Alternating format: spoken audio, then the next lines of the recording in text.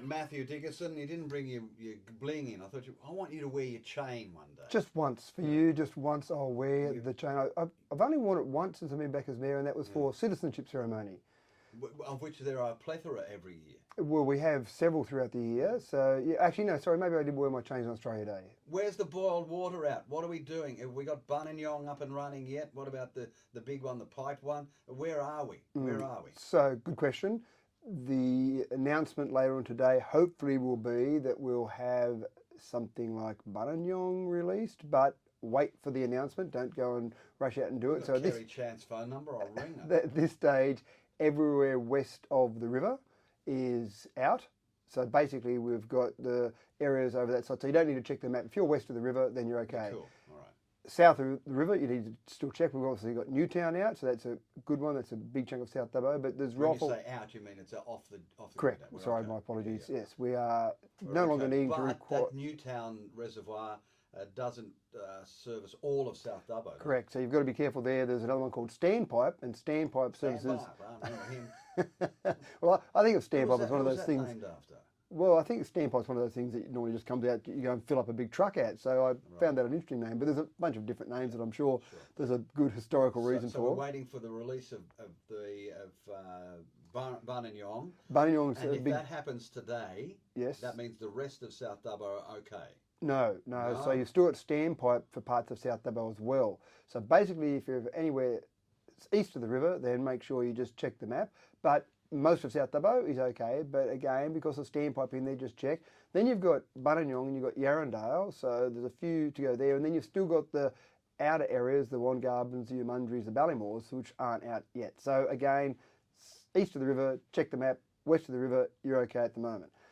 It also, one person asked me yesterday about the fact that we've had previous floods and we didn't have to have boil water alerts on those. We've done well. 2006, this new water treatment plant went in. We haven't had any boil water alerts as a result of the water treatment plant until now. Why the difference now? The interesting part is we've become experts on NTUs, Richard, nephelometric turbidity units. We've become experts on those. How many times have you said turbidity in there? No, well, in my life, probably 5 times. In the last 2 weeks, about 500 times. So what was the reason why we got it now and we didn't have it in past floods? The Australian Drinking Standards has a whole range of specifications that they expect water treatment plants to match for safety of the public, which is absolutely fine. Before November 2020, the figure that you had to have in the turbidity units that came out of your water treatment plant, the recommended level was 1 NTU. In November 2020, that standard was changed to 0.5 NTU. If we take the problem that we had in this particular example, on the 7th of July, when we were producing water from 8 a.m. that day till 6:18 p.m. that day, the turbidity was over 0.5, but well and truly under 1. So we were producing water that varied, say, 0.52, 0.6. It got up as high, I think it was about 0.7, maybe 0.72 was about as high as it got, but it was always below 1. So if we went back before November 2020, Would be cool. would have been no problem at all. No one would have ever known about it. Our staff at the water treatment plant would have been monitoring the water. Oh, NTU is going a bit high. We better check on that and keep producing water. Now the standard is 0.5. Oh, we're over 0.5. We've got a process. Why was the standard moved? Was it because there was some problems? Well, I don't remember, and again, I haven't researched this, but I don't remember seeing any outbreak of cryptosporidium in terms of the 1 NTU versus a 0.5. But standards are always being revised. Health officials are always saying, how can we do it better? Obviously, at some point in time, someone said, maybe between 0.5 and 1, there is a possibility that you could have some crypto hiding in that turbidity, because again, they don't test for crypto. They're not testing for that. They're testing the turbidity, which if the water is a little bit more turbid, it could be, maybe, because there is some crypto in there. So someone said, we need to reduce that standard, and they reduced it to 0.5. I wasn't there, part of that decision. I don't know enough about the science there to say whether it was a good idea or a bad idea, but public safety, public health is never something that you want to compromise with. But again, before November 2020, it was fine. Yeah. Keep in mind that since, or the last 2.5 years, the research I did, someone said, oh, I don't see any boil water alerts. Across the state, we've had 56 boil water alerts at various water treatment plants over the last 2.5 years. So they do happen more often. I must admit, I'm not that familiar with them because I haven't seen them in Dubbo. There was one back in November 2016 on one water reservoir where some pigeons got in. There was a concern about E. coli in that particular example. Yeah. But in general, I don't remember having to boil water in this nation, in this city, for as long as I can remember. Well, so we Geary don't. did it.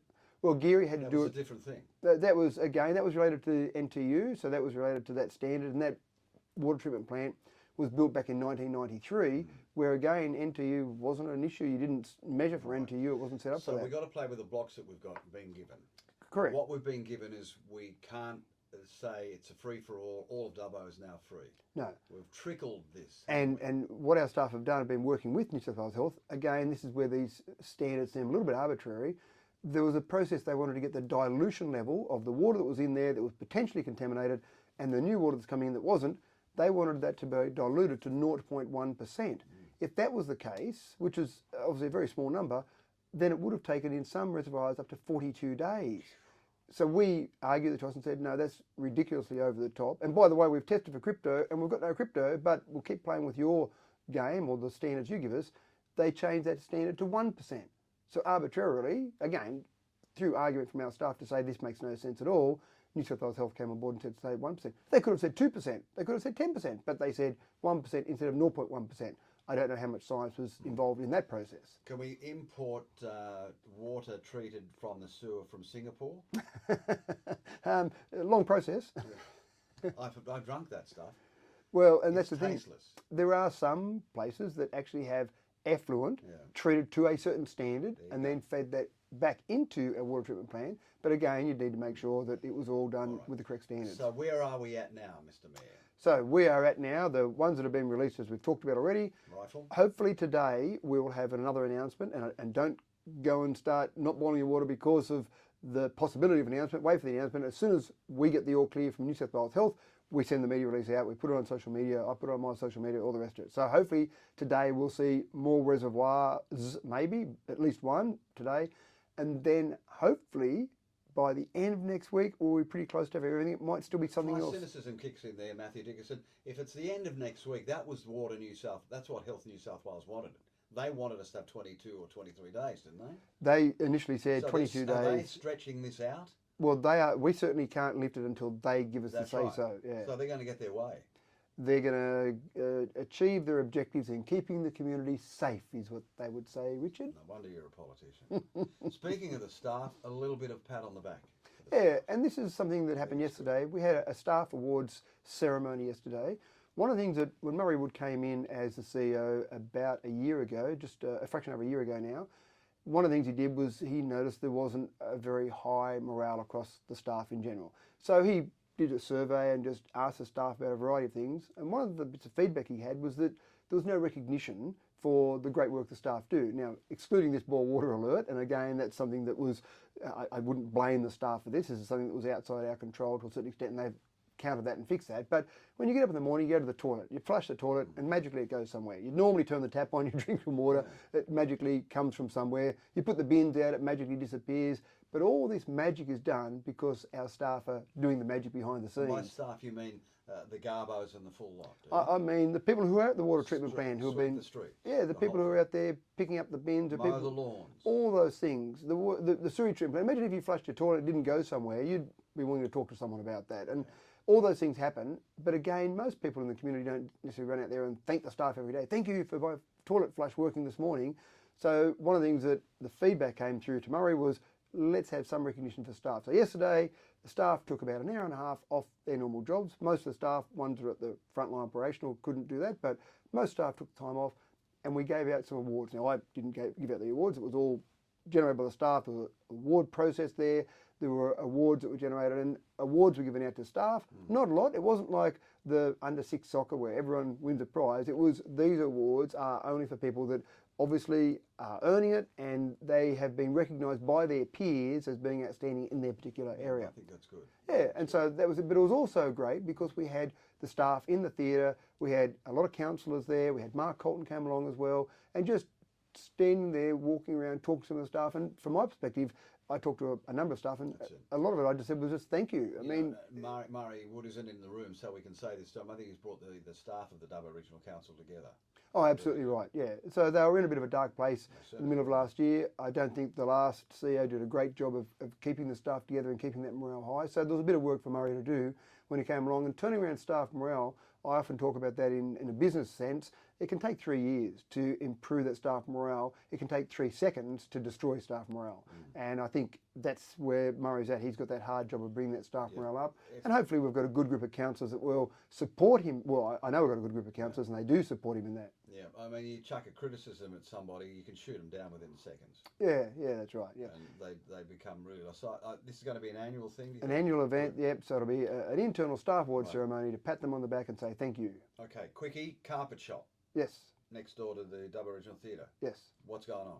So we've got a business there, a not-for-profit business, that's going to do a reuse program with solar panels. Now, at the moment, that's not being used. It's actually being used for a bit of storage for council. We've got to come up with a plan for that building. What do we do with that? Should we put the library there, for example? Should we do something else with that? Should we knock it down and turn it into more car parking there? What other plans do we have for that? So we've got to work out a plan for that particular building. In the meantime, we said, well, it's collecting no rent at all. We might be able to give someone in this area that's related to the renewable energy zone that we're in a bit of a kickstart. So we've released that to them for $100 a week, which is a cheap rent. It sure is. Right? But only for 6 months and only with the intent that you will then set up this not-for-profit business in Dubbo to do a reuse program with solar panels, because we think that'll be a good related industry to our renewable energy zone. I think it's excellent. Good idea. Yeah. Next time, Mayor, I want the bling, I want the black gown, and I want the whole shebang. But well done to the staff. I mean, the 6801 4000 have been bombarded, and the staff that go out in the bleeding cold and the blistering heat of summer and cut the lawns and what, all power to you. Yeah, that's right. An annual event. Yeah, I think you do a great job. Thank you. 8 o'clock.